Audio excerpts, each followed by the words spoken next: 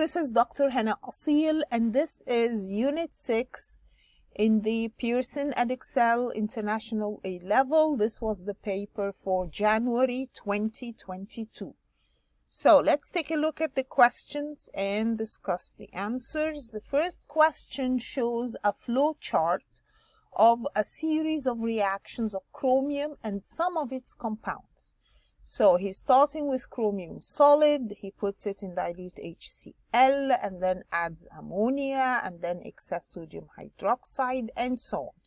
And he's asking us about this flow chart one by one. So let's take a look at the first question. He's saying the first question is, give the formula of a complex ion of chromium present in solution A. So we go back to the flow chart. This is the first part of the flow chart, and the first part of the flow chart says he put the chromium solid into dilute HCl and he got a blue solution, and this is the one he's calling A.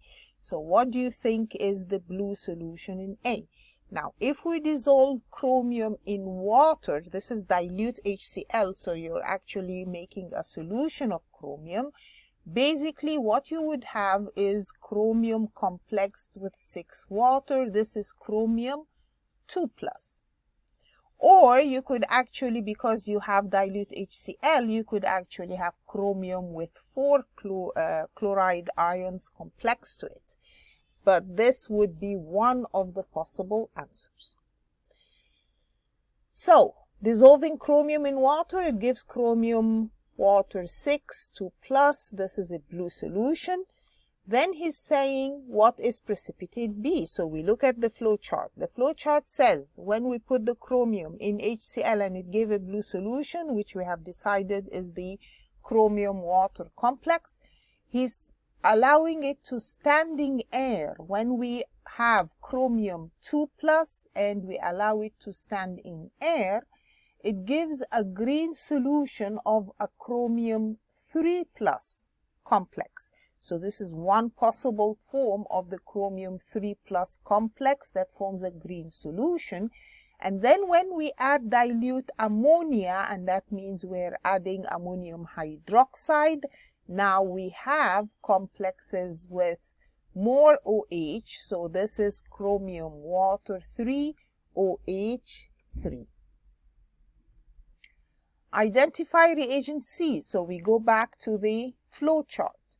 Now we said the gray-green precipitate, he's putting it in excess sodium hydroxide and it gives a dark green solution, and then he's warming it with reagent C.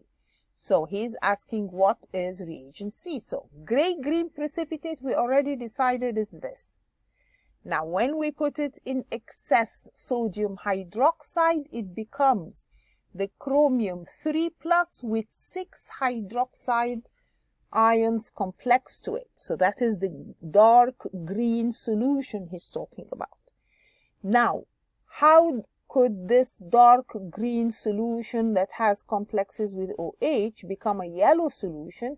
This is if I warm it with hydrogen peroxide. Remember that hydrogen peroxide is an oxidizing agent, so it changes the chromium 3+ to the chromate ion, and the chromate ion, you have to remember, is a yellow solution. And then he's saying suggest the identity of precipitate D. What is precipitate D? We decided that the yellow solution is the chromate ion.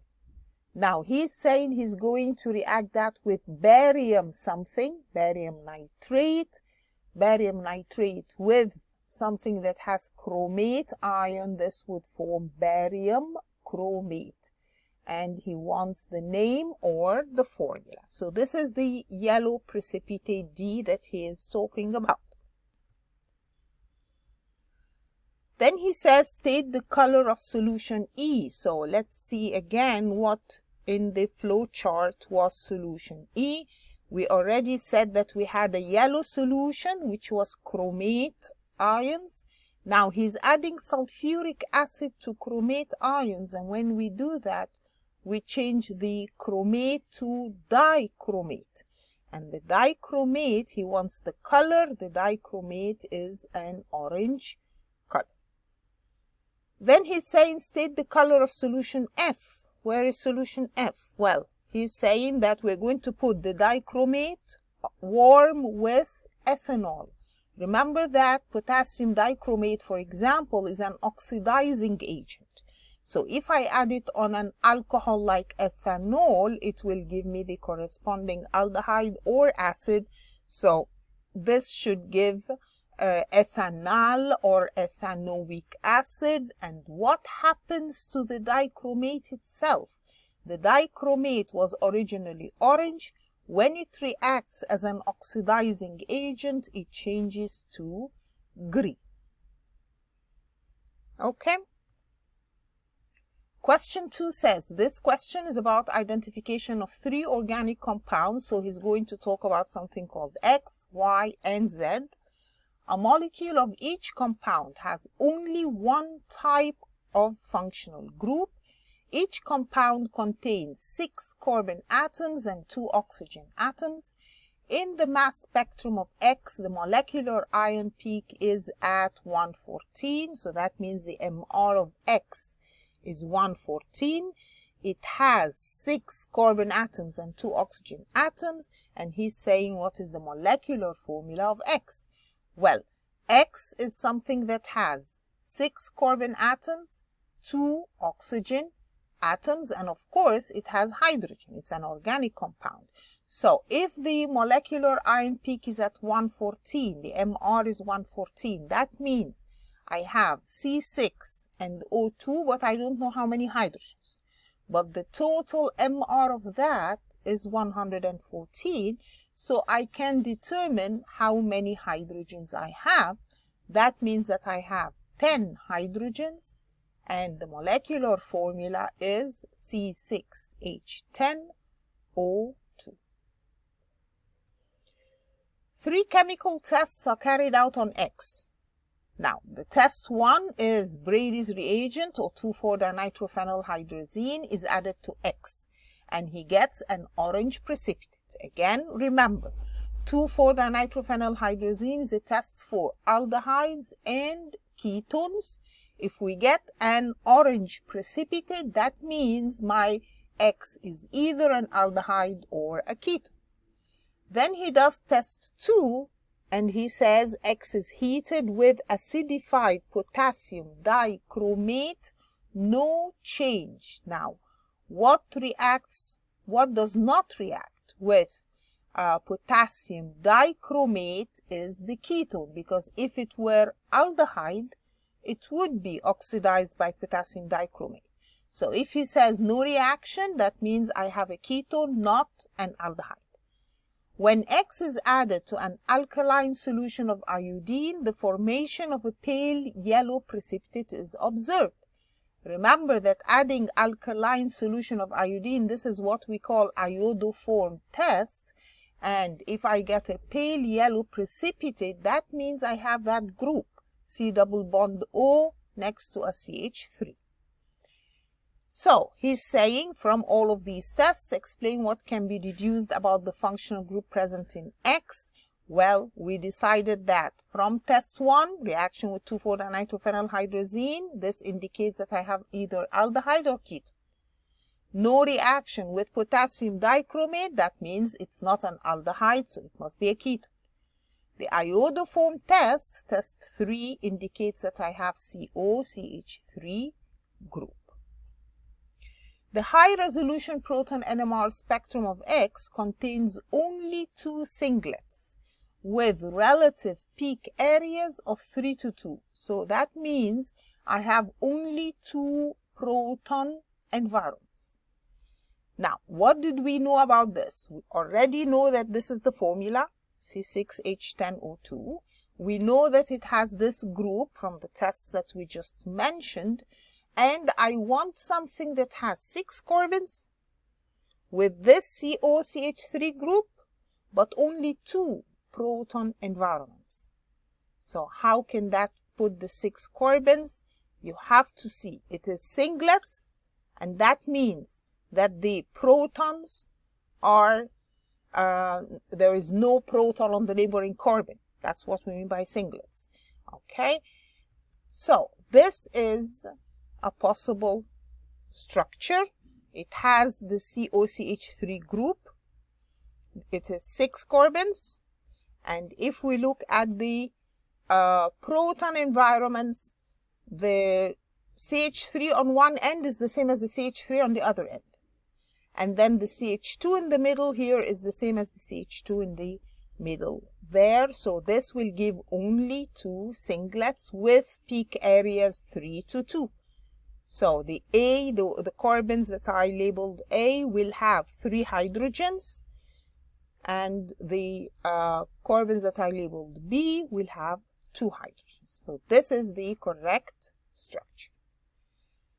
Then he goes on to the next compound. He calls it Y. It is still C6H12O2. And the first thing he says is when he adds aqueous sodium carbonate, effervescence is observed. Of course, you should know that if I add a carbonate to something and it gives off effervescence, that means that substance is a carboxylic acid. So the C6H12O2 must be a carboxylic acid. Remember, acids are used to test for carbonates, so we also use carbonates to test for acids. Then he says the carbon-13 NMR shows 4 peaks. So I have 4 different carbons. I have 4 different carbon environments. He said that the formula is C6H12O2, and we found out that it was a carboxylic acid. So what structures will apply to all of these?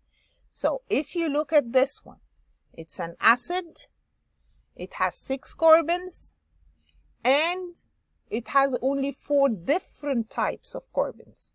So the carbon of the acid, of the COOH, then the neighboring carbon, and then the other 2 carbons are on one end are equivalent to the 2 carbons on the other end. So this is correct. But then you can also have this. So this is also an acid with 6 carbons and 4 different types of carbon environments. So all the CH3s are 1. The carbon attached to them, that's another. And then the CH2 and the COOH. So we have 4 different carbon environments. Explain how the low resolution proton NMR of Y would confirm which of the structures is correct. So we are saying that this is a possible structure and this is another possible structure. Now, how can we differentiate between it if we do a proton NMR? So you should see that the one I called structure 1 would have 4 peaks in the proton NMR. But structure 2 will have only 3 peaks. So in structure 1, that's one difference. Structure 1, there are 4 different proton environments, so that means 4 peaks. And in structure 2, it will give me only 3 peaks. Now, what is the other difference between them? The other difference is the number of protons for each peak.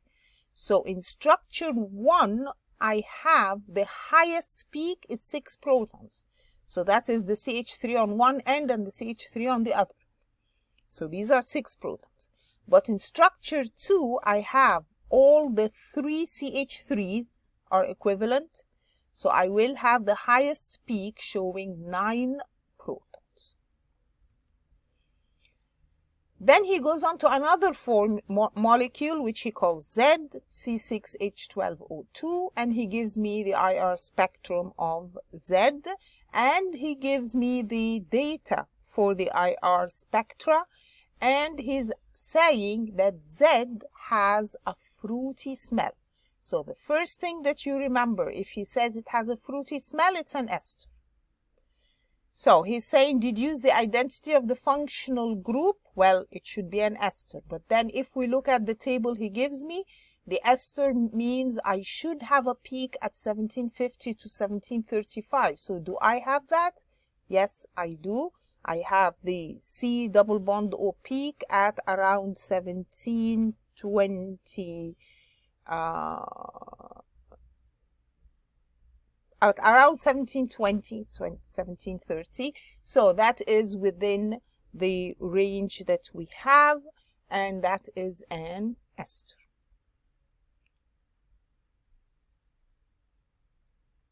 The high-resolution proton NMR spectrum of Z contains 4 peaks.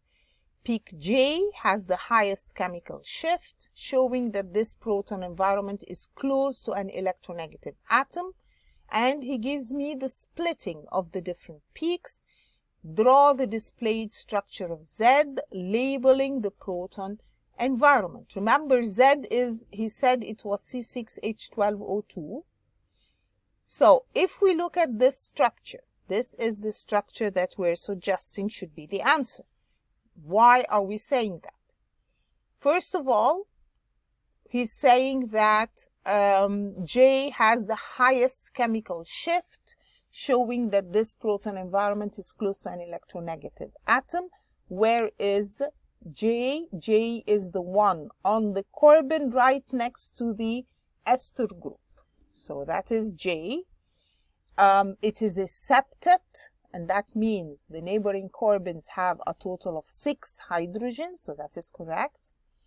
And these neighboring hydrogens have only one on their neighboring carbon, so the ones I labeled L are the doublets, since the next carbon next to it has only one proton. And then we have what? We have on the other end, the acid part of the ester, we have 2 hydrogens on the carbon next to the carbonyl.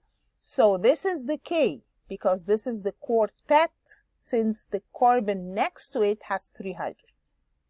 Now, the ones labeled M are triplets, because the carbon next to it has 2 hydrogens. So this is the labeling, and he's saying, draw the displayed structure, labeling the proton environment. So you have to label which is J, K, L, and M for each of these peaks. Question 3 says, a student investigated the kinetics of the reaction between bromide ions and bromate ions in aqueous acid. To determine the rate equation for the reaction, the student varied the concentration of bromide ions, bromate ions, and acid in turn. The effect of the concentration of bromide ions was investigated first. So, what is he doing first? He's saying he's going to add 10 centimeter cubed of a certain concentration of potassium bromate. He adds 15 centimeter cubed of acidified methyl orange indicator and 5 centimeter cubed of phenol in a beaker. So the beaker has the bromate, methyl orange, phenol, and acid. That's what he added. He says acidified methyl orange. Then prepare the contents of beaker Q for run 1. Pour the contents of beaker Q. Beaker Q is something that has the bromide ions. We're going to see that in the table. Into the beaker and start a timer. So he's going to add a solution of bromide ions and start a timer. Pour the contents of the beaker P back into beaker Q. So he's basically moving them, pouring them from one beaker to another. And place the beaker on a white tile. Stop the timer as soon as the mixture turns colorless. Record the time along with the temperature of the solution, and we're going to repeat it for several runs.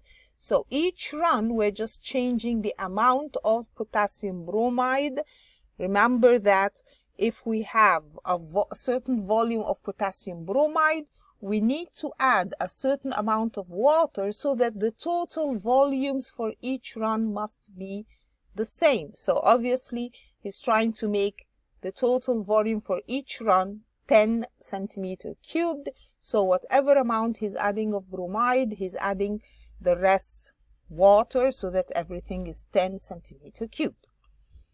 Give one reason why the contents of beaker P are poured back into beaker Q. We said he kept pouring from one beaker to another.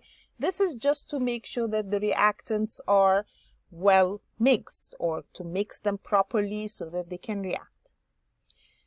Then he says methyl orange indicator is bleached colorless by bromine. Under experimental conditions, the reciprocal of the time taken for the methyl orange to be bleached is proportional to the initial rate. So 1 over time is the rate. Explain why phenol is added to the reaction mixture. So we're having methyl orange and it is supposed to be bleached by bromine. But if I add immediately the bromine to methyl orange, then it will be immediately bleached. So why is he adding phenol? He's adding the phenol to react with the bromine as it is formed, so that there is no immediate decolorization. The color of the methyl orange is bleached and becomes colorless when all the phenol has reacted. So he's giving time for the reaction to happen, and then we can allow it to bleach so that the methyl orange changes color. Give the color of the reaction mixture before it turns colorless. What does he have in the reaction mixture? He has methyl orange acidified. Now you should know the colors of methyl orange. In acid it is red, or you could mention that it is pink, that's fine. Give the reason why the temperature is measured in step 4. Of course, what we're changing in this experiment is the concentration of bromide ions. So we don't want to change the temperature, or we don't want the temperature to change. So we're recording the time just to make sure that the temperature is constant, since changes in temperature would affect the rate, and that would add a new variable to the reaction. The student's results are shown. Complete the table by calculating the remaining values of 1 over t. Okay, so he's just giving me the time and I want 1 over t, but please notice that the values that he has are in 2 significant figures, so your answers also should be put in 2 significant figures or 3 decimal places. Plot a graph of 1 over t against the volume of KBr. So you know that you're supposed to label the axis first. The volume of KBr is on the x-axis. 1 over t is on the y-axis. What I did was I wrote the numbers times 10 to the minus 2, but you could just write the numbers as they are, 0.01, 0.02, and so on. And then you join the points. Obviously, it should go through the origin. And there is one point at the end that is way off, so we do not, he wants a line of best fit, so we do not include that last point. State why the volume of KBr is proportional to the concentration of bromide ions. Now, we are saying volume of KBr, but this is actually proportional to the concentration of bromide ions because he's putting bromide in water and the total volume is the same. So whatever amount of KBr we added is proportional to the concentration of bromide ions. All the volume is the same. So you add more KBr, more concentrated, less KBr, less concentrated. Then he says, state the order of reaction with respect to bromide ions using your graph. So if we look at the graph,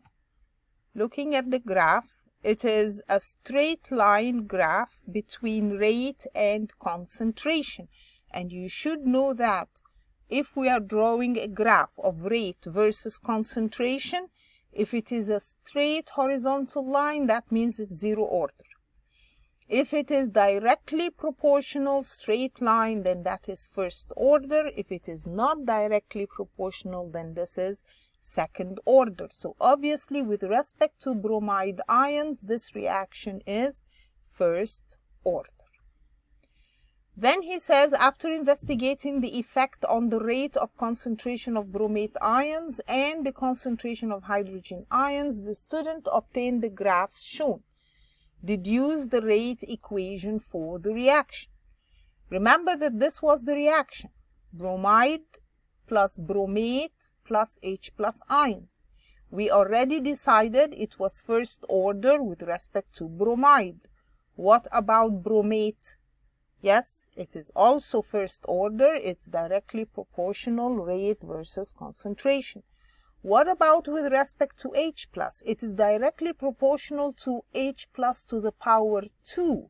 And that means it is first order with respect to bromide, first order with respect to bromate, and second order with respect to H plus ions. And this is how we write the rate equation.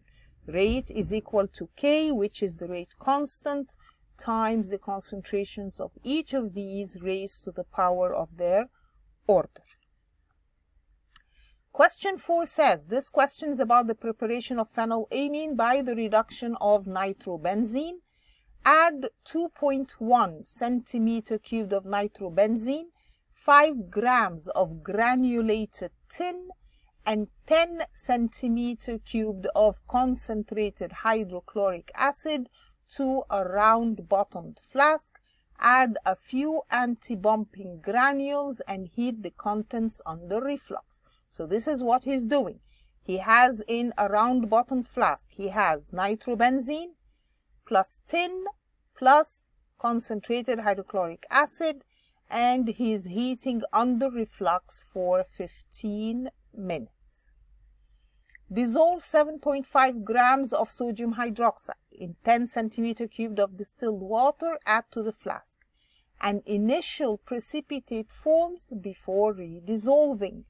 So he's adding this and then add 15 centimeter cubed of distilled water to the flask and steam distill the contents, collecting the cloudy distillate in a conical flask. So this is how we do steam distillation. We heat the water, we allow the steam to go in. So we said this allows the mixture to boil at a lower temperature than its actual boil.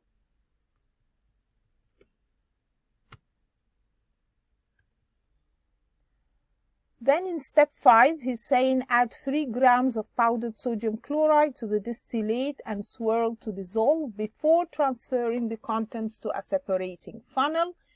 Then he's adding 8 centimeter cubed of ether to the funnel and shake. So he's trying to separate the organic layer from the aqueous layer. He's going to allow the layers to separate. And then step 6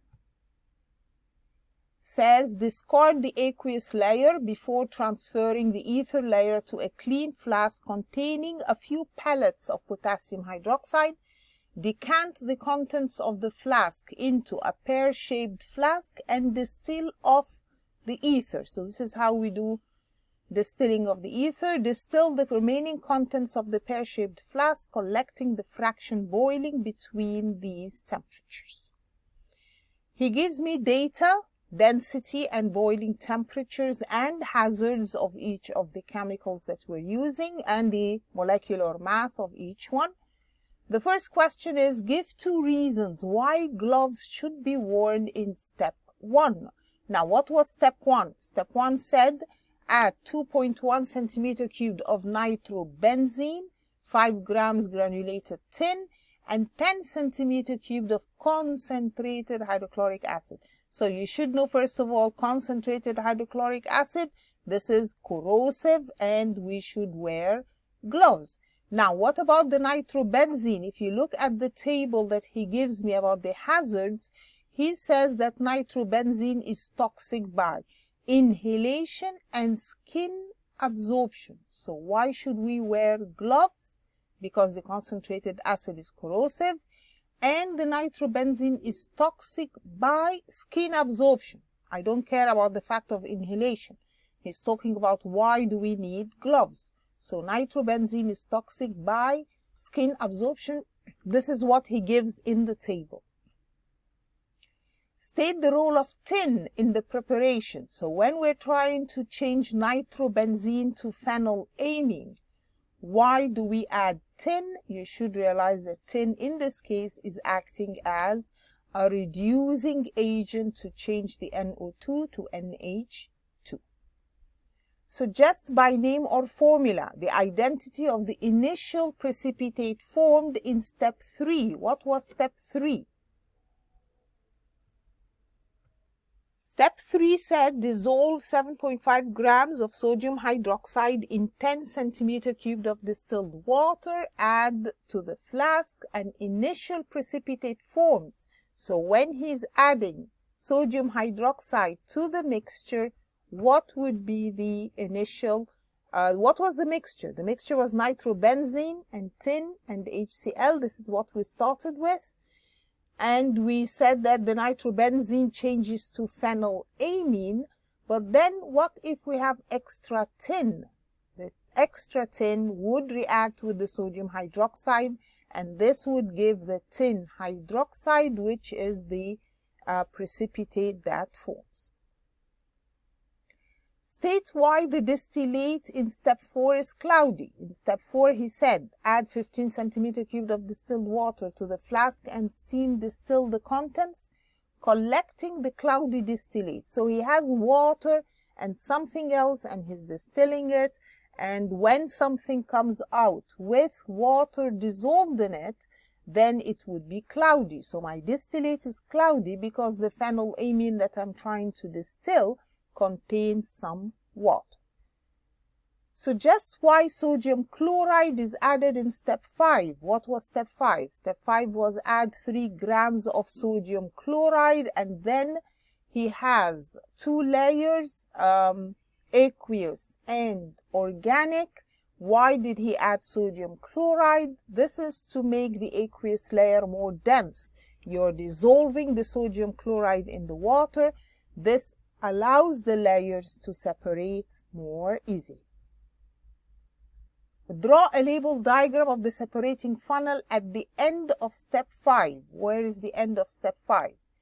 We have, at the end of step 5, he had allowed the separating funnel or the layers in the separating funnel to settle down. So this is the diagram. Remember that the organic layer floats on top of the aqueous layer, and you can tell that from the densities of different solutions.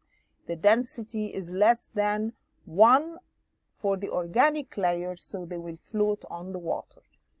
State how you would relieve the pressure. Of course, when we use a separating funnel, remember, you either remove that tap to allow any gas forming to go out so that it doesn't build up pressure inside the separating funnel, or we invert the funnel and open the tap. So usually we keep the tap, we keep the cover on the separating funnel, but then we shake and we invert and open the tap. This allows the excess gases that come out to be released. So just one reason for adding pellets of potassium hydroxide. Why do we add potassium hydroxide to an aqueous layer? Remember, we're adding it to the ether layer, and we're trying to get rid of any water that could remain in the ether layer. So we add potassium hydroxide to absorb the water so that the ether layer is dry. State how the mixture would be heated to distill off the ether. Remember, we're trying to distill off the ether. He said decant the contents into a pear-shaped flask and distill off the ether. We have to distill it in by heating in hot water bath. Remember that ether and many organic compounds are highly flammable, so you cannot heat it directly. He's saying how would it be heated? It would be heated in a hot water bath. Justify your answer. Ether is flammable.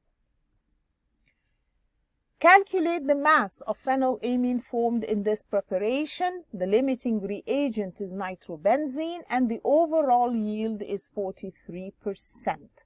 So what did he do? He added 2.1 centimeter cubed of nitrobenzene. So this is what we're starting with. And he's giving me the densities and the densities and the molecular mass of each of the chemicals we're talking about. Remember that we're starting with nitrobenzene and we're ending with phenylamine, and they are in a ratio of 1:1. So the first thing we do is get the mass of nitrobenzene. We have density. Remember, to get the mass of a liquid, we use density times volume. Density is mass over volume, so mass is density times volume. He said we use 2.1 centimeter cubed. Density is in gram per centimeter cubed, so we just put it as it is. This means I have 2.52 grams of nitrobenzene. Then I can use that to get the number of moles. Number of moles is mass over molecular mass, and he already gives me the molecular mass of nitrobenzene, so this is the number of moles. Remember that the equation is a 1:1 ratio, so the number of moles of nitrobenzene, that is the same as number of moles of phenylamine. So the mass of phenylamine that I should get, so this is the theoretical mass, is number of moles times mR, so theoretically I should get about 1.91 grams. But he says the yield is 43%, so the actual yield I get is 43% of that, so actually I get 0.82 grams. And that's the end of this paper. Thank you for listening. I hope this was useful to you, and please keep listening to the videos. Thank you.